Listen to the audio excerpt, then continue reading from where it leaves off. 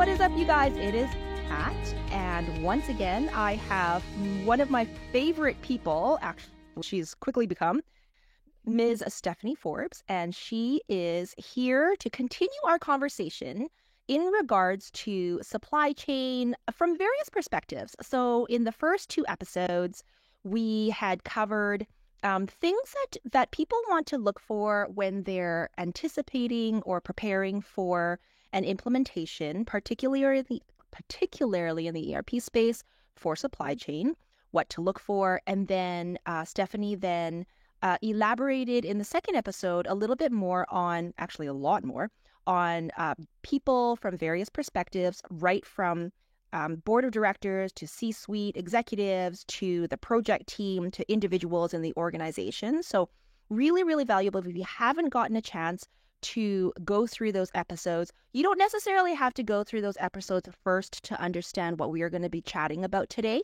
But they're on the list of episodes that we have, and I highly, highly recommend that you guys go back and review or listen to or watch those particular episodes, because it is going to, like, if you guys are serious about being well prepared for your implementation, this is a must listen and a must view. So with that, today, what we're talking about, and we alluded to it, I feel like we alluded to it several times in previous episodes. We're talking about data, which, I mean, when you just say data, it's like flat. Oh, data, it's not, but it's very much alive. And Stephanie, I'll hand it over to you now to share what all we need to keep in mind and what all you mean by like data and disparate data is what you had referred to. Absolutely. Well, first, thanks again, Kat, for having me. It's always a pleasure. I do enjoy our chats. So I really wanted to kind of dig into data. So what I mean by data is all the things, the ones and zeros that we put together that we end up putting, in this case, putting into our ERP or moving from our old ERP into a new ERP. And what I mean by disparate data is data that doesn't quite have a happy match, right? It's not, doesn't match other things, or the things it's supposed to match, it doesn't, or it's in a wrong format kind of thing. And I will kind of get into sort of a little bit more down that rabbit hole. But first, I do want to tie us back to our first conversation about the contract strategy first. So when we get into data, it's you really have to keep top of mind three things, and they're cost, quality, and schedule. And like I said in the first one, you really can only pick two. Right? Like you can't have the lowest cost, the highest quality, and the best schedule. Right? So if you're going to have, high quality and a good schedule, you're going to pay a higher cost. You don't necessarily kind of get everything. And data and working with data, you really have to, I personally think, take quality as top of mind. If you have poor quality data, you don't end up delivering any sort of real results. And that's my opinion, having gone through several implementations of ERP systems, as well as other, add-on or additional scope that you might do after the fact, is quality really does need to be number one. And then you have to trade off your cost and schedule is generally how I would approach it or recommend to approach it. So when we're looking at those quality aspects, right, we're looking at the source, we're looking at the format that it's in, we're looking at the language that it's in. What does that content literally contain? And so we're going to get into some more details around content specifically, but, really what we're talking about in terms of like source and format and language and content, is it a phone number? Is it separated by commas or dots or dashes or brackets? Is it an address? Does it meet a standard format? Can you look it up on Canada Post, or in the US, can you look it up under the American Postal Service, address index? Is it a drop down? Does it fit to a drop down, or does it not? And so when format becomes really important is when you're bringing in, say, maybe 10 or 12 or 15 different format types. And I like to pick on phone numbers, right? How many different ways can you do a phone number or have a phone number? So maybe it's coming out of your Salesforce database. Maybe your CRM is now feeding into your enterprise resource system, right? And so now you've got multiple systems trying to tell each other things. And so your Salesforce one has spaces, and the one that you have from your old ERP that's from 1992 has dashes, and another one has dots in between or something like that. And so all of a sudden you have all these different format types for phone numbers, and then what happens when you're trying to upload into a net new format, which maybe is no spaces, no dashes, no dots, it errors out because it's got an unrecognized character. So you end up having a lot of issues, and that's just like a format one. Language, like are we, multinational organization? Are we converting, Korean and Japanese into English or Swahili? And, do we have enough characters from, different alphabet types, within the system? Are we translating it correctly? So there's a lot of things in there, right? All of a sudden, and we would see it over here when you're trying to order, say, something online, and maybe a translation bot hasn't quite got it right, and so Right. got a funny translation on one of the descriptions or something. And so language does become really important. So I want to really dive. Do you have any questions on that before I move on to sensitivity? I have a lot of questions, but I'll let you continue first. Awesome. So sensitivity is, as you're going through your content type sensitivity, it really needs to come to the forefront of your project teams. So sensitivity is any data that might be regulated by a privacy act. And there's there's ones in Europe, there's ones in Canada, there's ones in the US, depending on, how far reach you have within your organization or where your customers are, you're going to have to be compliant. That means if someone's personal address, personal phone number, personal email, is in there, that you have to protect that data. Their credit card information is in there. You have to protect that data. So making sure that you're following all the rules around and regulations around protecting those data types becomes really, really important. And if you do it wrong and you leak somebody's data accidentally, it's not usually a good thing and can cause serious brand reputation issues, right? Around, what you're doing and how you're, controlling that. It could actually harm your relationship. 100%. With your customers. So in terms of sensitivity, okay, so obviously legal is going to get involved at some point, but where do you, like, I would think that you'd bring them in right at the beginning to say, this is what you're supposed to be adhering to. These are, like, be careful of these particular compliance rules. But they wouldn't necessarily be a part of your project team or anything. No, and I would actually say legal might not necessarily be the best place to start. I would actually start with your consultant, because you're going to have somebody that's implemented. If I'm an owner, right, I have no idea what I'm doing. I need to figure out what's, sensitive.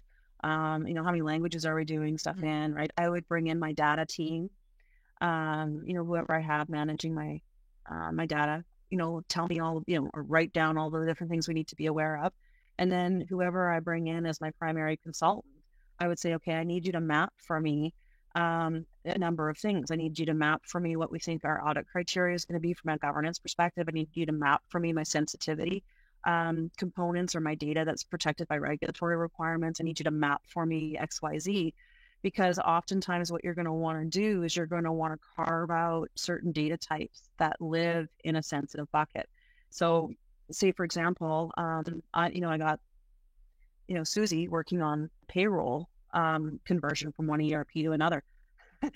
What everyone makes, where they live, if they have a spouse, like their, like all that stuff, that's all very confidential and very For sure, yeah. private information, right? So I need to maybe carve out that entire team to work in a specific way so that we don't risk compromising that sensitive data for perhaps that portion of the conversion, or I need to do other things to protect that data.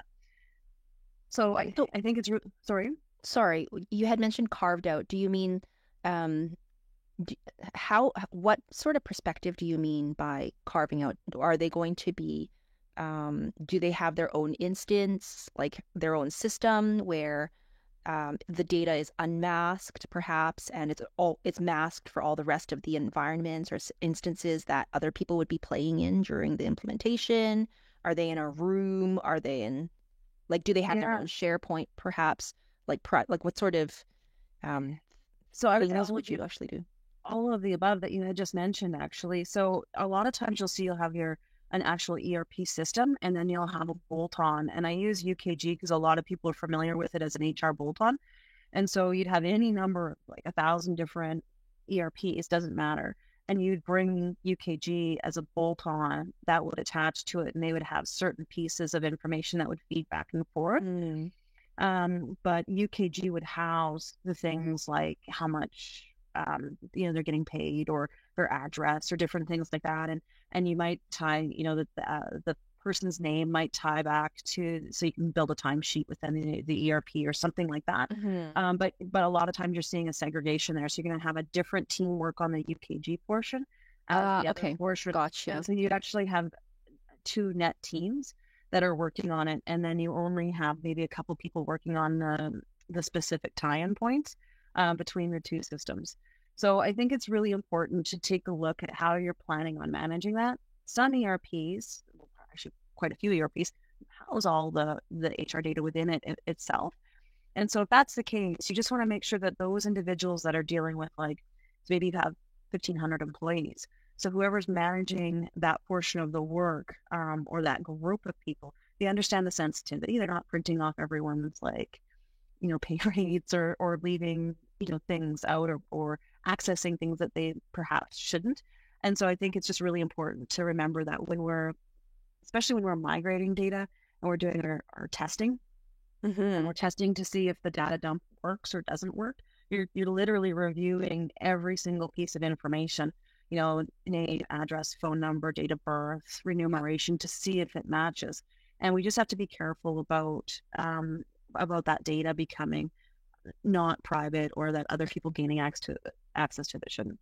Actually, I think that you've hit it. Well, you've definitely hit it right on the mark. But something that I haven't actually seen in a whole lot, like I've certainly seen it before, but um, something that I haven't quite seen a whole lot in implementations is the attention to be wary of this data sensitivity. What I mean is that very few, and it seems to be sort of assumed across, like, working in project teams, it's assumed that this particular data is sensitive, but sometimes, you don't know what people don't know, right? And so what I haven't seen, and if you are a consultant, Mhm. or in, planning on, or an implementer of information, ERPs, Mhm. I would actually suggest that you bring your project team together for a quick sort of a refresher, if you will, to set the ground rules where about data sensitivity, right? And so the thing is that honestly, I haven't actually ever really seen this in implementations.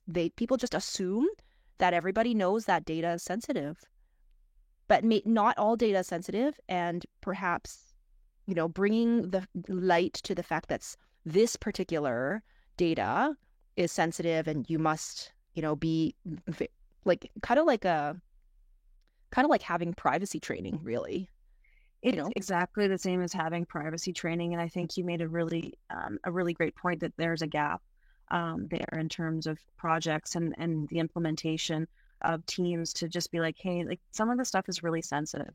Mhm. Another thing that is, I think, is really important is the opportunity for fraud. So Mm. if I'm doing the supplier portal, and I'm uploading all of the vendors' master data as it relates to their EFT and their wire information. And I noticed that in 2 weeks, there's some couple places that are getting some big payouts, and they're set up as wires. Update the wire info, and I don't know what happened. Um, normally when I've seen that, that's in just regular course of business, and somebody's just gone in and Yeah. affected the vendor card, and sent themselves a couple $1 million, and never showed up for work again. But you do have to be careful with your data, and you have to be conscious as a team, especially if you're a consultant or the PM, that you don't have unwanted manipulation of the data set for nefarious purposes. So, figuring out how you're going to work within that from a governance perspective, keep that data nice and tight, I think is really important.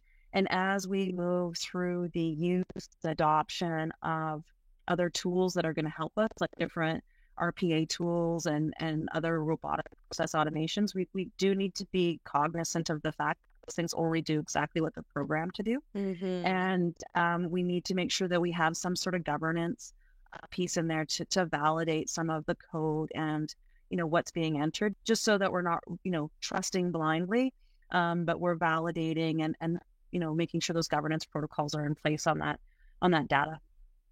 So interesting that you bring up governance and code. And I do remember in our people discussion, we had started to talk about continuous improvement and center of excellence.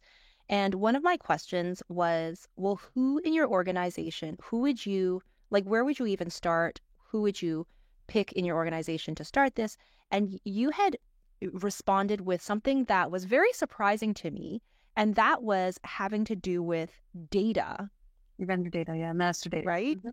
Yeah. And so I feel like the people who would be a part of this continuous improvement group or center of excellence, this is well within their domain, right? Like they're the ones who need to instill those ground rules, if you will, in terms of compliance and privacy and governance of code and, all of those sorts of things.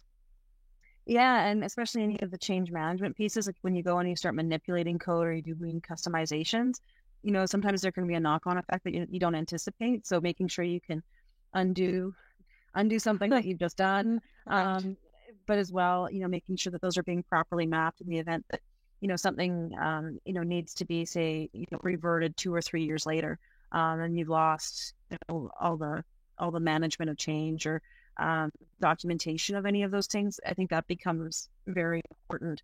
But while we're kind of on the topic of your master data team, I think it's also really important as you're going through your project, right? You got your cost, your quality, and your schedule. I think it's also really important though to what are you going to use the data for, or misuse the data for.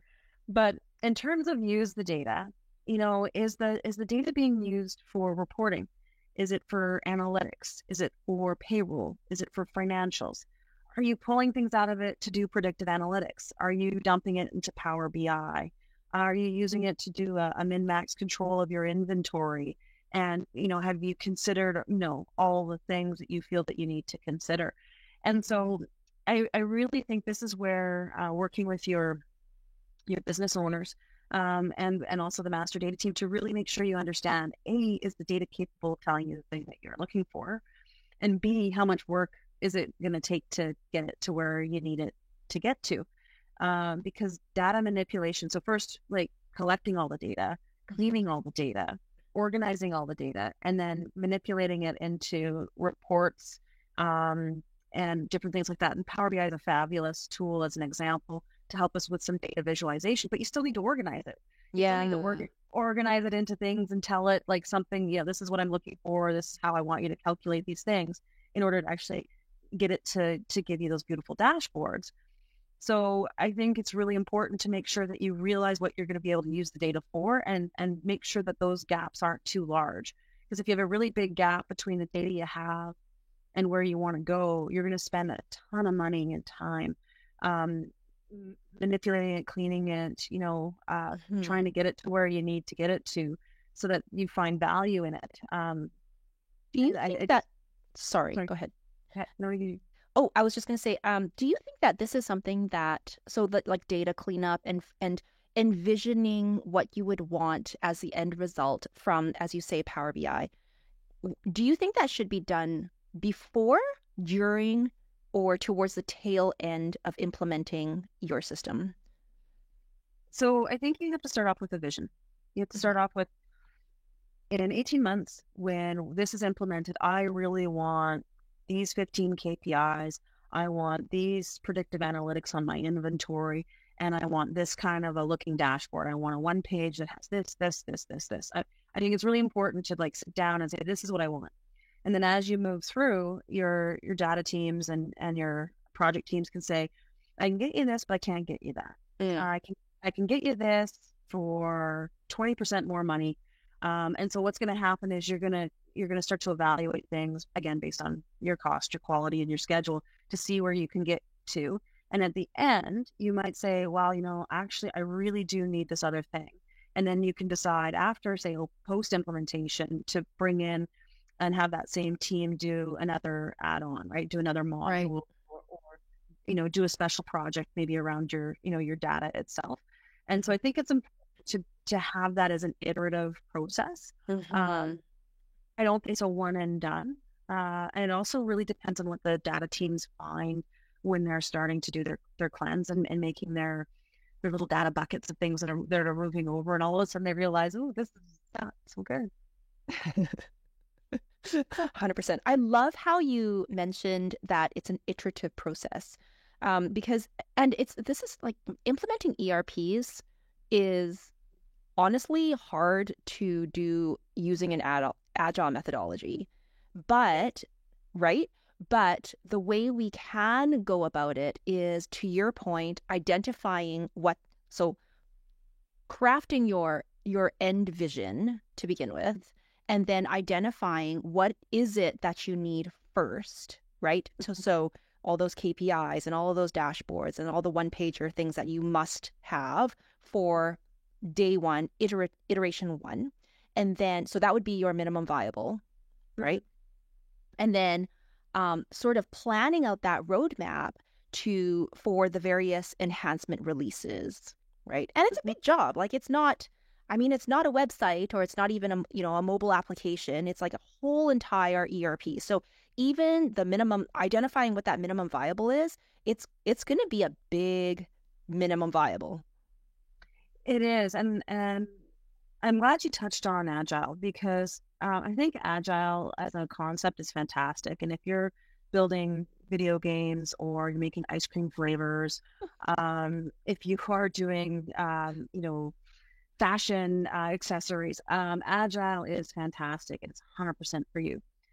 Big projects like, when you're doing, engineered deliverables, or you're doing an ERP implementation, those can't really be Agile. The Agile approach isn't great because there's such an interconnectedness. Yeah. And in this particular instance, as we're talking about ERP, we can't say, oh, we're going to be Agile. We're just going to throw the financials in and we'll do HR later. Okay, so are we just not going to pay anybody until we get there? And they're like, well, what do you mean? Well, in order to pay everyone, and in order to have the labor portion of the cost of goods sold, I need to do the right. And they're like, well, but we just need to get this done. I understand. However, these things are connected. And so I think, part of it is an education of what things are connected and what things are required to go together. And for minimal viable products, you need the base connected items all to be done at the same time. And I think it's really important to challenge actually people who think that they can do an ERP implementation, unless it's net new and all you're doing is connecting to a web-based CRM with your 5 contacts in it, and you've got no real data. Then sure, do whatever you want to do. Unless you're doing nothing, then. But if you're moving a couple terabytes of data, and you've got 1,500 people, and you've got 17 locations, and you've got inventory and services, no,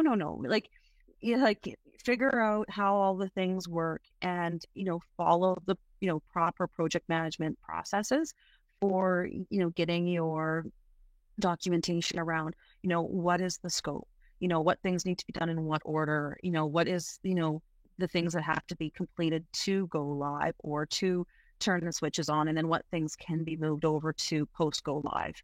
I call it debottlenecking, or adding modules, or however you guys want to refer to those add-ons. But Agile is not an approach I would use for a successful ERP implementation. As a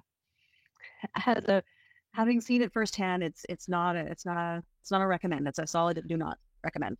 Thank you so much for sharing that. No problem. Because it's a pet peeve of mine. Yeah. People are like, oh yeah, we can go agile. And no, your minimum viable product is probably about 98% of your whole entire system. It is. It's called something else when it becomes that. It's called Waterfall. Yes. Yeah.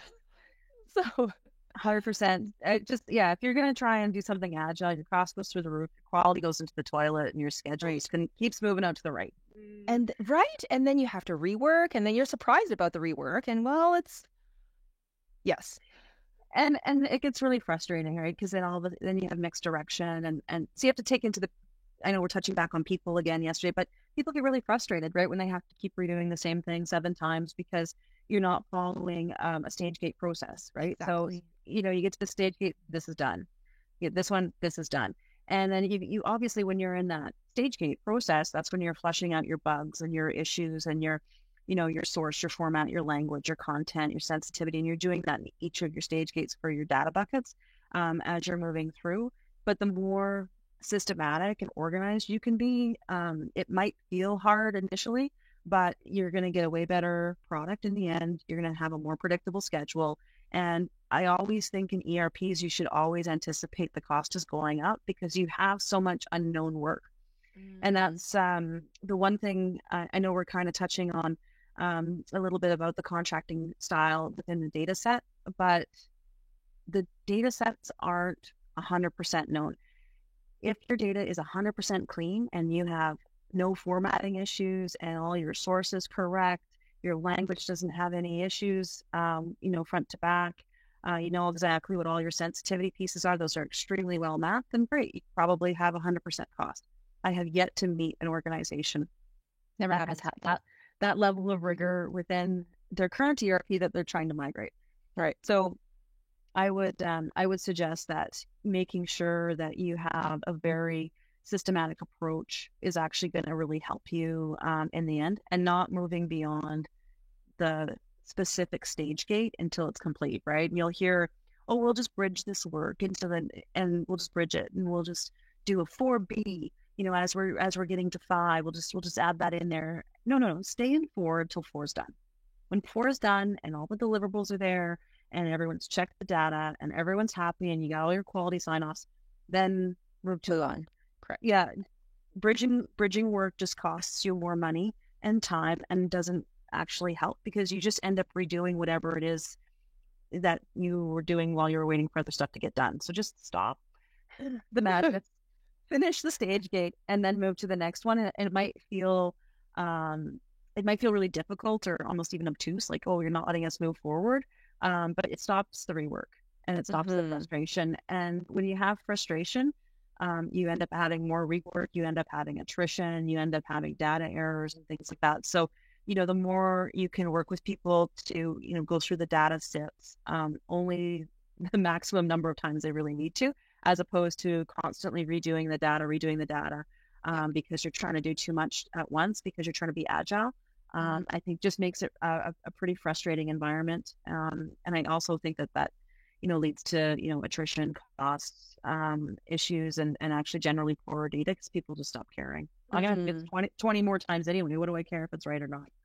Yeah. Yes. And for that reason, one of the first things that we started off this series, actually, when we were speaking about contract, is one of the largest culprits that you had mentioned of change orders was because of your data. Correct.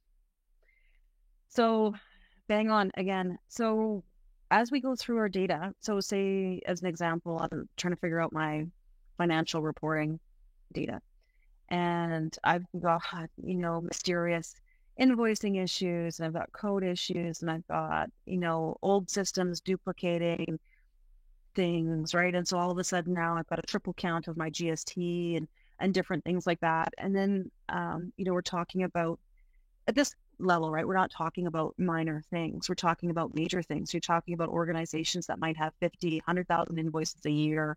You're talking about people that have, thousands of employees. Maybe they've had their own attrition. So maybe you're cycling through, 8, 10, $20,000 records of dollars of, how much people are being paid. And so as you're trying to sift through some of that data and you realize that data is maybe corrupt, maybe that data is just completely inaccurate, or you've got some other error within the system that's replicating data types, that's what I call found work. And found work, you can never predict when you're going out for RFP. That's why you have a time and materials code in your contracts usually. And it's the same for field work. If I was in construction installing a pipe at a refinery, it's, oh, hey, look, this thing's broken. Or, if I dig up the ground here, I find more things that weren't on the documents, or, what wasn't included. It's going to be exactly the same with data. As you move through it, you find a whole bunch of little gremlins in there that are found work. And so then you've got to fix that. And so you're going to have to bring in, maybe more people, or it just takes more time. And you have to maybe fix the source code. You have to fix the format, the language, the content, or you found a bunch of new sensitive data. And then you're trying to figure out how you're going to use that data and if it's relevant or valid and how you're going to port it over. I have two questions. Yeah. First of all, when talking about data cleanup, it's easy to say, yeah, we're going to hire a bunch of people to do data cleanup. But I feel like that's not, like, those people are outside of your organization. So really, like, the data cleanup, would you recommend people in-house doing your data cleanup, or like in collaboration maybe with externals? What would you recommend? Oh, that's my favorite answer. It depends. It depends. Darn. So if I have somebody literally formatting phone numbers or formatting addresses, right? I can pick anybody to take out the dots and the dashes and the brackets. Right. If I have somebody coming in and we're fixing, big data problems, financial reporting issues, or, big ugly pieces of data. A lot of it is maybe wire numbers, or really specific pieces around bank holding information or transaction data.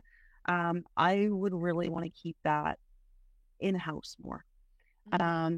I would be careful about which pieces of big data are shipped out. In certain circumstances, it's just too big. And so you do need to bring in external support to get through it with hopefully some organizational oversight.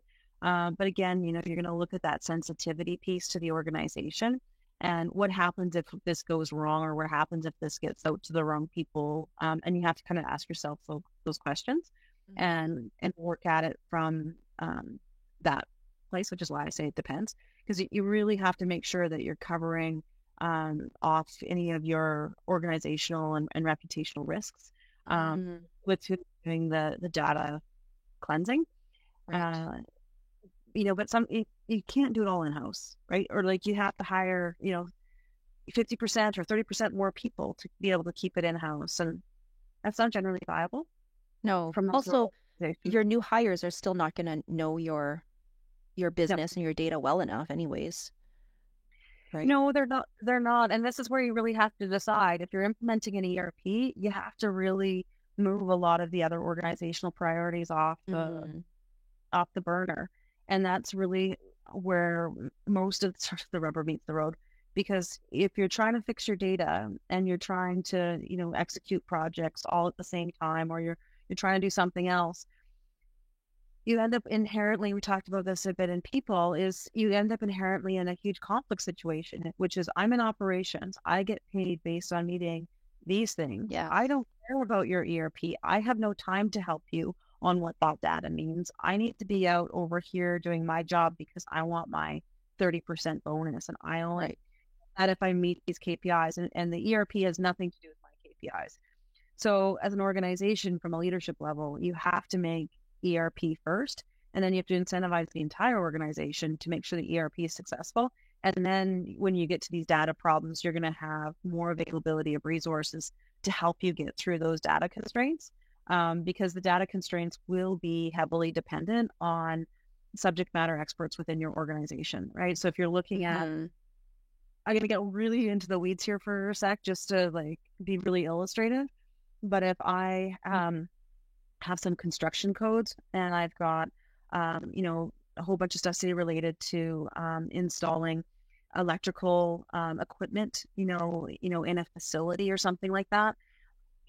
As a consultant coming in the ERP space, where are you going to know about MCC lineups and buckets and cable and conduit and things like that? You're going to have no idea. Mm-hmm. So this is where having, and I'm going to use this as an example, this is where having a construction person coming in saying, oh, well, this is a unit, this is a lot, this is per meter, this is, and helping you work through, some of those real specifics so that you can get that data back to where it needs to be. And so that there's, common nomenclature as you move forward in the cleanse space. Otherwise you end up with all the same garbage, or you've got new stuff that you're implementing, and then you've got the old stuff that comes through. Some of it matches, some of it doesn't. It's all formatted differently. Some are all caps, some are mixed caps and lowercase, right? And so, it just makes it really hard when you're trying to move some of these spaces and places over if you're not really familiar with whatever the organization does for business. So if I'm in construction and I'm doing an electrical, that's what I do, is electrical stuff. If I'm not really aware of how that all works and I'm trying to do the module around, say billing and things like that, it's going to become really, really, really hard without that business buy-in. And that's, again, where you're going to get your change orders. Yeah. Where you're going to get your cost increases is because, you've got people trying to clean data that they have no idea what the data is about, and the business isn't helpful. Right. So, yes, 100%. My second piece of the second question in regards to this was how long, so, a lot of people listening to our conversation today are actually, like, they are literally, ready. They know that they need an ERP. They've never done it before. They're looking at perhaps an assessment of what everything would take and etc. How long would you say is a realistic sort of time frame to spend on data cleanup and making sure that, I know it's a loaded question. You're going to say it depends. But how long, like, is it 4 weeks? Is it, like, what is realistic? Is it 4 weeks? Is it 6 months? Is it 2 years? It's not going to be 2 years. So yeah, 2 years is too far. Okay, so again, yes, my favorite answer, it depends. If I got a small couple 100-person organization, I don't have, 17 systems. I've got 2 systems, maybe a CRM, a web-based ERP. I bought for $9.95 5 years ago, and I'm moving to my next step. You probably need a couple months, right? Mm-hmm.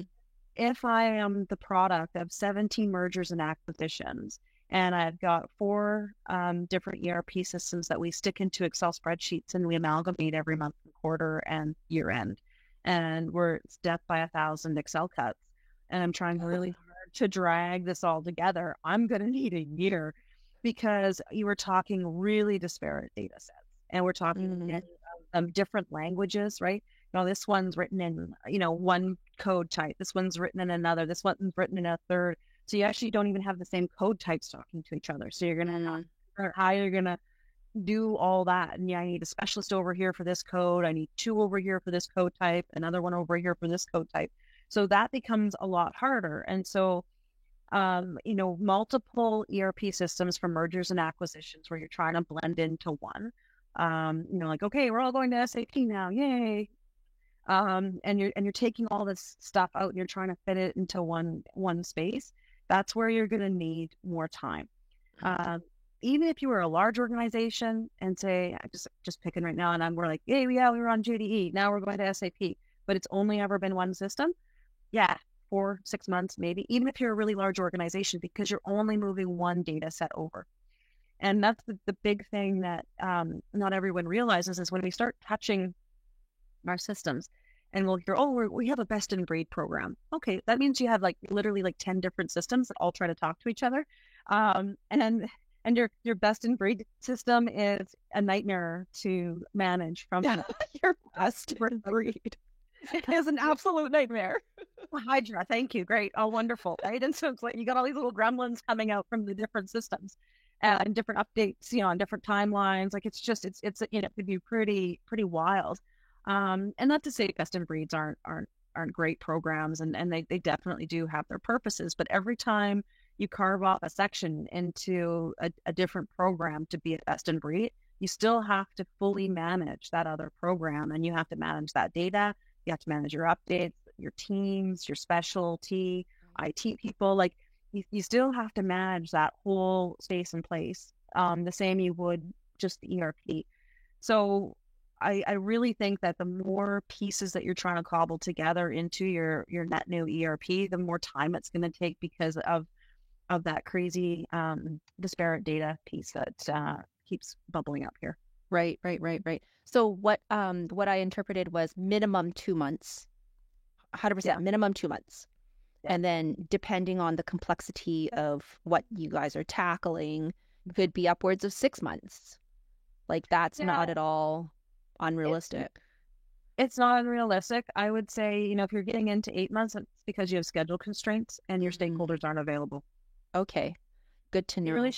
you really shouldn't be more than 6 months. If you start pushing into like 8 months and a year, it That means means your something's stakeholder wrong. it's something's wrong and your stakeholders aren't engaged, they're not incentivized, it's not a priority for them. And if it's not an organizational priority, then don't divide your attention. Like, Right. do ERP when the organization has the attention. Don't do it as a off the side of your desk project because you think it's cool. It is not an off the side of your desk project. It is 100% an organizational objective that requires that level of strategy and foresight and staffing and control to do well. Right, right. What about in terms of standards, like data standards? Who should be setting that? Or is it even worthwhile setting? I Yeah. mean, oh, okay. It is 1,000% worthwhile setting data standards.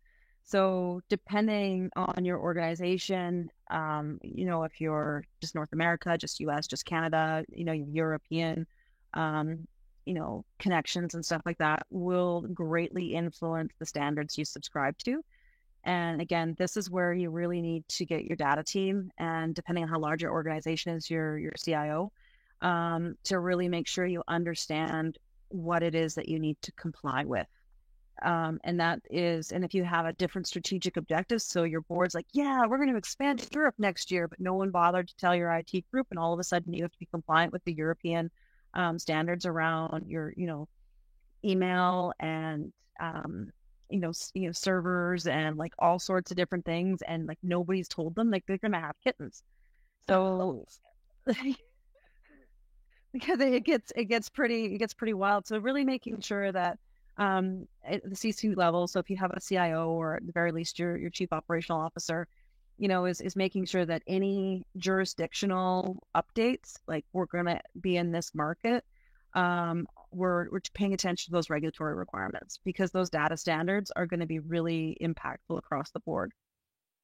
That is great insight. And that just like it just successfully linked or something that people don't necessarily think about when they're thinking about data, and certainly not standards. And that is the corporate vision of your company and where you want to be in X number of years to what you have to plan in your design of your data standards. That's brilliant. Absolutely brilliant. Um, how far in advance do you think that one should, like a leadership team should entertain in their horizon when they're thinking about data standards for their new ERP? Uh, so data standards, after you've done your assessment, data standards need to be in the development of your document. So I'm going to go out for RFP, and your data standards need to live within the RFP of the standards that you expect um, to be met as a result of the implementation. So that is going to be a standard development, or the standards one must comply with needs to be an attachment in the RFP. And it would normally be a schedule in there, and it would list out anything and everything related to a standard, whether that's an ISO standard, whether that's a law or a rule or a regulation somewhere that you feel is important. Mm-hmm. Um, IFRS. yeah, jurisdictions. Yeah, all those things. hmm Okay. Okay. What about in terms of your corporate vision? Like, how far should you be looking in the future to say, yeah, in a number of years, in say 5 or 10 years, we're going to be expanding to Europe. And in 15 to 20 years, we might be expanding to China. But where in, like, how far is legit for your ERP before you have to So say, you know what, who cares? great question, like really great question. So when we look at our corporate visions, right? So usually as a board, you Mm. sit down and you'll, develop, some very specific goals for next year. Then you'll also say, okay, well, in 2 years or 3 years or 5 years, we're going to have some sort of time horizon for something. Anything, 4 or 5 years is a little bit pie in the sky because there's a lot that could change. Ah, mhm. But if you think about the average ERP implementation is, probably 18, 24 months, depending on, how big of a data cleansing piece you have. Really, it's around the data. Right. My opinion, sure, you can layer in change management in there, but if you don't have your data organized, that's really, I think, the linchpin in most implementations. Mhm. Um, so if you're talking about, hey, in 3 years, I want to be, in Europe. I want to be in Ireland, Scotland, UK, maybe even France. And I'm also thinking in the same time frame, if I do that, our volume of invoices, our point of sale system, all these other things are all going to need a refresh because the volume that we're going to get, our current system's not going to be super great now. So I want to implement all these crazy new things I've heard about, robotic process automation, Mhm. and this is part of our goal as the organization. Yeah, then you're at the right time to go. Okay, I need my ERP to contemplate my timeline horizon of 3 years for these countries. I need my ERP to contemplate an increase in my sales and invoicing and staffing and all those things. I need it to contemplate. Oh, we're going to have a new standard we have to comply with, or a new financial reporting rules that we need to comply with, or things like that, because that's going to drive your scope of work when you're Mm. developing your RFP. And so even if it's not fully baked, even just contemplating it, hey, we need the ability to be compliant with um, the rules and regulations out of the UK, out of Western Europe, out of South Africa. And just even if you keep it at a high level, at least you're going to touch on any major items that are occurring in the space in real time.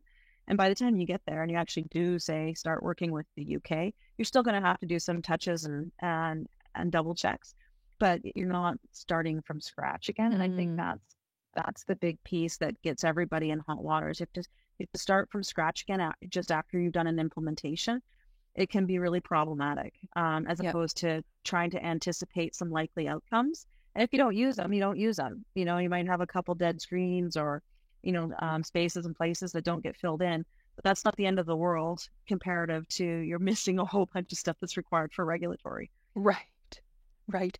And I'm so glad you had mentioned that because um many, I would say most organizations, when they're contemplating a new ERP, it's because they want to scale, and we as consulting implementers of ERPs, we always promise that, oh, yes, if you have this particular ERP, this allows you to reach the next level of your scale. But very few, and I feel like this is also sort of like we as implementers, we really need to do a better job of this is to ask the right questions in for your future. Like, what does your scalable future look like? Mhm. And then back engineering that ERP to your point, maybe not everything has to be designed right up front, but maybe we, put in the seeds and put in the infrastructure such that it could be this way when you decide to scale. Yeah, and I'm just going to pick as an example, right? As if I implement my ERP to be just US and I don't consider any other jurisdictions, and all of a sudden I go and try and put a UK postal code in that's alphanumeric, and it won't accept it because it only wants a numeric postal code. And I'm using that as a really simple example, right? Because I didn't contemplate a different jurisdiction for my address template. And so now I've got to go in and fix, my postal codes. And systems are quite more sophisticated now, but just as a really, really simple example, right? When we go into different jurisdictions, we have different ways of entering the same information that we would enter here in very different formats. Things that were numeric become alphanumeric or even fully alpha. And so I just think that we have to be cognizant of the fact that we are still very globalized, despite a bit of a shrinking, and a push for, onshoring and nearshoring and things like that. We're still very global, and as we grow as companies and things like that, there is always a general desire to grow with beyond our current borders, which I think is fantastic, and I think is great for individuals and organizations to do. And so we have to, as we enter into these big business decisions around ERP, have those grand ideas with us enough to say, we need to make sure this is scalable from a global perspective. I'm not saying we need to do it right now, but I need to make sure this is scalable. We're not pigeonholing ourselves into just this jurisdiction. We need to make sure that we contemplated other regulatory requirements and have the tools and systems, governance, audit protocols to be able to implement that if, should, and when the time comes. And that's not saying we have to do it all right now, but we have to be able to make it scalable to do that. Right, 100%. Because, coming from app design and ERP design, it's way easier to consider those design implications right up front than to have to go back and to augment your system to make it compliant to some sort of other geographic or even industrial segment that you wanted to get into. Yeah, very, very good point. And I'll just even say, if you're in a sales environment, all you're doing is selling hours, and then all of a sudden you branch into goods, and all of a sudden now you need to inventory. Right? Those are very different. Having an inventoried system of goods with binning and racking and min maxes versus just dollars per hour per person, like those are very different modules within a system 100%. And very, very different outcomes. It changes your financials, right? Your cost of goods sold, and how do all these things make up this, what are the is there, do you have a color code, right? As opposed to, people don't have color codes, right? So, you know what I mean? Like, it just becomes really interesting in terms of the dynamics if you don't anticipate what a potential future need might be. And I'm not saying boil the ocean and, spend, your time doing a 20-year plan and that's what you implement for your ERP, because that's not going to work either. But within the next, 3 years, you're really probably going to branch into goods, or you're going to branch into services, or you're going to branch into a different jurisdiction. You do want to consider that. I just strongly recommend. 100%, 100%. Sage advice. And you know what? We've been chatting for over an hour already. It felt like minutes. I know, about 5 minutes, like 5 minutes. I looked at the clock and was like, wow, it's been an hour. I think we could talk forever sometimes, though. Yeah, so good, though. So good. I always enjoy my time with you. I know you're doing a webinar soon. Do you want to tell us about that? I would love to tell you about that. So I'm going to be doing 2 webinars coming up in March. I'll get you the details so you can put those in show notes. So the first one's going to be on the greenhouse gas Scope 3 protocol. And that protocol specifically is around supply chain activities. So I think that's going to be a really great one. That's going to be in conjunction with Eco Canada. So I'm really looking forward to that. The second one is going to be around risk in supply chain, and different ways that we can identify, mitigate, treat different risk types. So those are 2 that are coming up here pretty quick, and I'm really looking forward to it. And thanks again, Kat, for another great chat. The pleasure is all mine. Thank you so much for sharing your expertise, your insights, your time with us. This has been, if you guys, if you are seriously, like, if you're in the planning stages of an implementation, thinking about an ERP, or, looking for an assessment, these 3 episodes are going to be your gold that you really need to consider Stephanie's insights and her recommendations, because she will probably, like, by listening and implementing what she suggested, I would surmise, ballpark, she's probably saving you at least $2 million. That's what I would say. At least. Depending on the size of the implementation. Yeah, but so 5 to 10% of your implementation costs if you follow good contracting practices and take some good questions to every meeting. You can save yourself anywhere between 5 to 10% of your implementation costs. Amazing. Thank you so much. I really appreciate your insights. Likewise. Have a wonderful, wonderful rest of your day, and I'm excited to chat soon again, Kat. I as well.